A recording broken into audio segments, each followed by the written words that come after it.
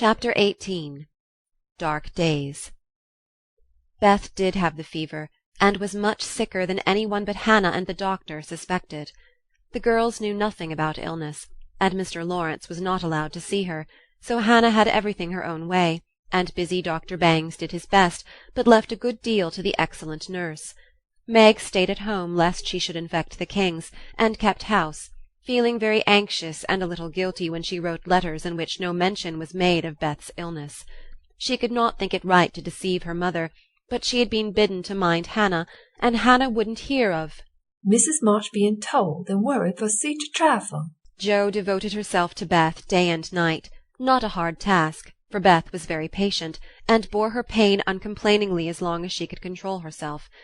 But there came a time when during the fever fits she began to talk in a hoarse, broken voice, to play on the coverlet as if on her beloved little piano, and try to sing with a throat so swollen that there was no music left, a time when she did not know the familiar faces around her, but addressed them by wrong names, and called imploringly for her mother.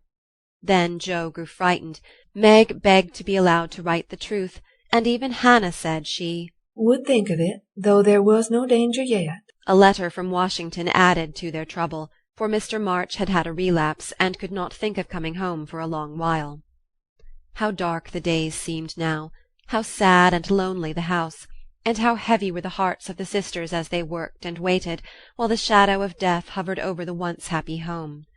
Then it was that Margaret, sitting alone with tears dropping often on her work, felt how rich she had been in things more precious than any luxuries money could buy, in love, protection, peace, and health, the real blessings of life.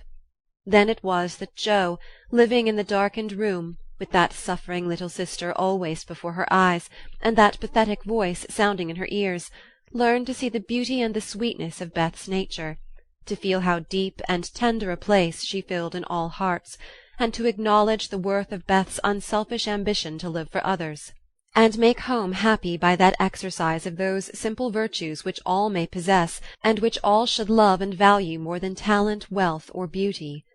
And Amy, in her exile, longed eagerly to be at home that she might work for Beth, feeling now that no service would be hard or irksome, and remembering with regretful grief how many neglected tasks those willing hands had done for her. Laurie haunted the house like a restless ghost, and Mr. Lawrence locked the grand piano, because he could not bear to be reminded of the young neighbour who used to make the twilight pleasant for him. Every one missed Beth. The milkman, baker, grocer, and butcher inquired how she did. Poor Mrs. Hummel came to beg pardon for her thoughtlessness, and to get a shroud for Minna. The neighbours sent all sorts of comforts and good wishes, and even those who knew her best were surprised to find how many friends shy little Beth had made. Meanwhile she lay on her bed with old Joanna at her side, for even in her wanderings she did not forget her forlorn protégée. She longed for her cats, but would not have them brought lest they should get sick, and in her quiet hours she was full of anxiety about Jo. She sent loving messages to Amy, bade them tell her mother that she would write soon, and often begged for pencil and paper to try to say a word, that father might not think she had neglected him. But soon even these intervals of consciousness ended, and she lay hour after hour, tossing to and fro, with incoherent words on her lips, or sank into a heavy sleep which brought her no refreshment. Dr. Bangs came twice a day, Hannah sat up at night, Meg kept a telegram in her desk all ready to send off at any minute, and Jo never stirred from Beth's side. The 1st of December was a wintry day indeed to them, for a bitter wind blew, snow fell fast, and the year seemed getting ready for its death. When Dr. Bangs came that morning, he looked long at Beth, held the hot hand in both his own for a minute, and laid it gently down, saying in a low voice to Hannah, "If Mrs. Marsh can leave her husband, she'd better be sent for." Hannah nodded without speaking, for her lips twitched nervously. Meg dropped down into a chair as the strength seemed to go out of her limbs at the sound of those words, and Jo, standing with a pale face for a minute, ran to the parlour, snatched up the telegram, and throwing on her things rushed out into the storm. She was soon back, and while noiselessly taking off her cloak, Laurie came in with a letter, saying that Mr. March was mending again. Jo read it thankfully, but the heavy weight did not seem lifted off her heart, and her face was so full of misery that Laurie asked quickly, "What is it? Is Beth worse?" "I've sent for Mother," said Joe, tugging at her rubber boots with a tragic expression. Good for you, Joe. Did you do it on your own responsibility? Asked Laurie, as he seated her in the hall chair and took off the rebellious boots, seeing how her hands shook. No, the doctor told us to. Oh, Joe, it's not so bad as that, cried Laurie with a startled face. Yes, it is. She doesn't know us. She doesn't even talk about the flocks of green doves, as she calls the vine leaves on the wall. She doesn't look like my Beth, and there's nobody to help us bear it. Father and mother both gone, and God seems so far away I can't find him. As the tears streamed fast down poor Joe's cheeks, she stretched out her hand in a helpless sort of way, as if groping in the dark, and Laurie took it in his, whispering as well as he could with a lump in his throat. I'm here. Hold on to me, Joe dear. She could not speak, but she did hold on, and the warm grasp of the friendly human hand comforted her sore heart, and seemed to lead her near to the divine arm which alone could uphold her in her trouble. Laurie longed to say something tender and comfortable, but no fitting words came to him, so he stood silent, gently stroking her bent head as her mother used to do. It was the best thing he could have done, far more soothing than the most eloquent words, for Joe felt the unspoken sympathy, and in the silence learned the sweet solace which affection administers to sorrow. Soon she dried the tears which had relieved her, and looked up with a grateful face. "Thank you, Teddy. I'm better now.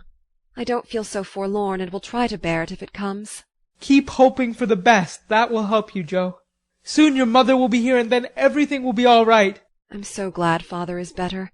Now she won't feel so bad about leaving him. Oh, me! It does seem as if all the troubles came in a heap, and I got the heaviest part on my shoulders, sighed Joe, spreading her wet handkerchief over her knees to dry. Doesn't Meg pull fair? Asked Laurie, looking indignant. Oh, yes, she tries to, but she can't love Bethy as I do, and she won't miss her as I shall. Beth is my conscience, and I can't give her up. I can't! Down went Joe's face into the wet handkerchief, and she cried despairingly, for she had kept up bravely till now and never shed a tear. Laurie drew his hand across his eyes, but could not speak till he had subdued the choky feeling in his throat and steadied his lips. It might be unmanly, but he couldn't help it, and I am glad of it. Presently, as Joe's sobs quieted, he said hopefully, I don't think she will die. She's so good and we all love her so much, I don't believe God will take her away yet. The good and dear people always do die, groaned Joe, but she stopped crying, for her friend's words cheered her up in spite of her own doubts and fears. Poor girl, you're worn out. It isn't like you to be forlorn. Stop a bit. I'll hearten you up in a jiffy. Laurie went off 2 stairs at a time, and Joe laid her wearied head down on Beth's little brown hood, which no one had thought of moving from the table where she left it. It must have possessed some magic, for the submissive spirit of its gentle owner seemed to enter into Joe, and when Laurie came running down with a glass of wine, she took it with a smile and said bravely, I drink. Health to my Beth. You are a good doctor, Teddy, and such a comfortable friend. How can I ever pay you? She added, as the wine refreshed her body, as the kind words had done her troubled mind. I'll send my bill by and by. And tonight I'll give you something that will warm the cockles of your heart better than quarts of wine, said Laurie, beaming at her with a face of suppressed satisfaction at something. What is it? Cried Joe, forgetting her woes for a minute in her wonder. I telegraphed to your mother yesterday, and Brooke answered she'd come at once, and she'll be here tonight, and everything will be all right. Aren't you glad I did it? Laurie spoke very fast, and turned red and excited all in a minute, for he had kept his plot a secret, for fear of disappointing the girls or harming Beth. Joe grew quite white, flew out of her chair, and the moment he stopped speaking she electrified him by throwing her arms round his neck, and crying out with a joyful cry, "Oh, Laurie! Oh, mother! I am so glad!" She did not weep again, but laughed hysterically, and trembled and clung to her friend as if she was a little bewildered by the sudden news. Laurie, though decidedly amazed, behaved with great presence of mind. He patted her back soothingly, and finding that she was recovering, followed it up by a bashful kiss or two, which brought Joe round at once. Holding on to the banisters, she put him gently away, saying breathlessly, "Oh, don't! I didn't mean to. It was dreadful of me. But you were such a dear to go and do it in spite of Hannah that I couldn't help flying at you. Tell me all about it, and don't give me wine again. It makes me act so." I don't mind, laughed Laurie as he settled his tie. "Why, you see, I got fidgety, and so did Grandpa. We both thought Hannah was overdoing the authority business, and your mother ought to know.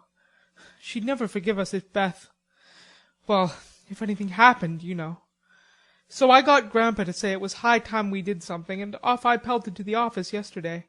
For the doctor looked sober, and Hannah most took my head off when I proposed a telegram. I never can bear to be lorded over, so that settled my mind, and I did it.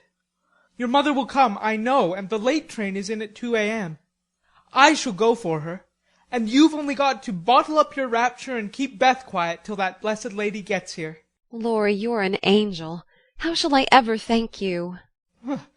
"Fly at me again, I rather liked it," said Laurie, looking mischievous, a thing he had not done for a fortnight. "No, thank you. I'll do it by proxy when your grandpa comes. Don't tease, but go home and rest, for you'll be up half the night. Bless you, Teddy, bless you." Jo had backed into a corner, and as she finished her speech, she vanished precipitately into the kitchen, where she sat down upon a dresser and told the assembled cats that she was happy, oh, so happy, while Laurie departed, feeling that he had made rather a neat thing of it. "That's the interferin'est chap I ever see. But I forgive him, and do hope Mrs. March is coming right away," said Hannah with an air of relief when Jo told the good news. Meg had a quiet rapture, and then brooded over the letter, while Jo set the sick-room in order, and Hannah knocked up a couple pies in case of company unexpected. A breath of fresh air seemed to blow through the house, and something better than sunshine brightened the quiet rooms. Everything appeared to feel the hopeful change. Beth's bird began to chirp again, and a half-blown rose was discovered on Amy's bush in the window. The fires seemed to burn with unusual cheeriness, and every time the girls met, their pale faces broke into smiles as they hugged one another, whispering encouragingly, "Mother's coming, dear, Mother's coming." Every one rejoiced but Beth.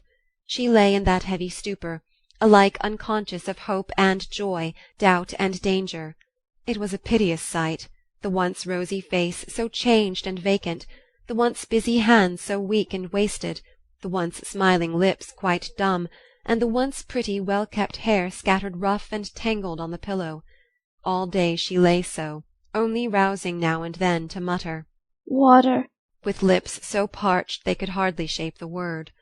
All day Jo and Meg hovered over her, watching, waiting, hoping, and trusting in God and Mother, and all day the snow fell, the bitter wind raged, and the hours dragged slowly by. But night came at last, and every time the clock struck, the sisters, still sitting on either side of the bed, looked at each other with brightening eyes, for each hour brought help nearer. The doctor had been in to say that some change, for better or worse, would probably take place about midnight, at which time he would return. Hannah, quite worn out, lay down on the sofa at the bed's foot and fell fast asleep. Mr. Lawrence marched to and fro in the parlour, feeling that he would rather face a rebel battery than Mrs. March's countenance as she entered. Laurie lay on the rug, pretending to rest, but staring into the fire with the thoughtful look which made his black eyes beautifully soft and clear. The girls never forgot that night, for no sleep came to them as they kept their watch, with that dreadful sense of powerlessness which comes to us in hours like those. "If God spares Beth, I never will complain again," whispered Meg earnestly. "If God spares Beth, I'll try to love and serve him all my life," answered Jo with equal fervour. "I wish I had no heart. It aches so," sighed Meg after a pause. "If life is often as hard as this, I don't see how we shall ever get through it," added her sister despondently. Here the clock struck 12, and both forgot themselves in watching Beth, for they fancied a change passed over her wan face. The house was still as death, and nothing but the wailing of the wind broke the deep hush. Weary Hannah slept on, and no one but the sisters saw the pale shadow which seemed to fall upon the little bed. An hour went by, and nothing happened except Laurie's quiet departure for the station. Another hour, still no one came, and anxious fears of delay in the storm, or accidents by the way, or worst of all, a great grief at Washington, haunted the girls. It was past 2, when Jo, who stood at the window thinking how dreary the world looked in its winding sheet of snow, heard a movement by the bed, and turning quickly, saw Meg kneeling before their mother's easy-chair with her face hidden. A dreadful fear passed coldly over Joe as she thought, "Beth is dead, and Meg is afraid to tell me." She was back at her post in an instant, and to her excited eyes a great change seemed to have taken place. The fever flush and the look of pain were gone, and the beloved little face looked so pale and peaceful in its utter repose that Joe felt no desire to weep or to lament. Leaning low over this dearest of her sisters, Joe kissed the damp forehead with her heart on her lips, and softly whispered, "Good-bye, my Beth, good-bye." As if awaked by the stir, Hannah started out of her sleep, hurried to the bed, looked at Beth, felt her hands, listened at her lips, and then, throwing her apron over her head, sat down to rock to and fro, exclaiming under her breath, "The fever's toned. She's sleepin' natural. Her skin's damp, and she breathes easy. Praise be given. Oh, my goodness me!" Before the girls could believe the happy truth, the doctor came to confirm it. He was a homely man, but they thought his face quite heavenly when he smiled and said, with a fatherly look at them, Yes, my dears, I think the little girl will pull through this time. Keep the house quiet, let her sleep, and when she wakes, give her—" What they were to give, neither heard, for both crept into the dark hall, and sitting on the stairs held each other close, rejoicing with hearts too full for words. When they went back to be kissed and cuddled by faithful Hannah, they found Beth lying as she used to, with her cheek pillowed on her hand, the dreadful pallor gone, and breathing quietly, as if just fallen asleep. "If mother would only come now," said Joe, as the winter night began to wane. See, said Meg, coming up with a white half-opened rose. I thought this would hardly be ready to lay in Beth's hand tomorrow if she went away from us. But it has blossomed in the night, and now I mean to put it in my vase here, so that when the darling wakes the first thing she sees will be the little rose and mother's face. Never had the sun risen so beautifully, and never had the world seemed so lovely as it did to the heavy eyes of Meg and Joe as they looked out in the early morning, when their long, sad vigil was done. It looks like a fairy world, said Meg, smiling to herself as she stood behind the curtain, watching the dazzling sight. Hark! said Joe, starting to her feet. Yes, there was a sound of bells at the door below, a cry from Hannah, and then Laurie's voice saying in a joyful whisper, "Girls, she's come! She's come!" End of chapter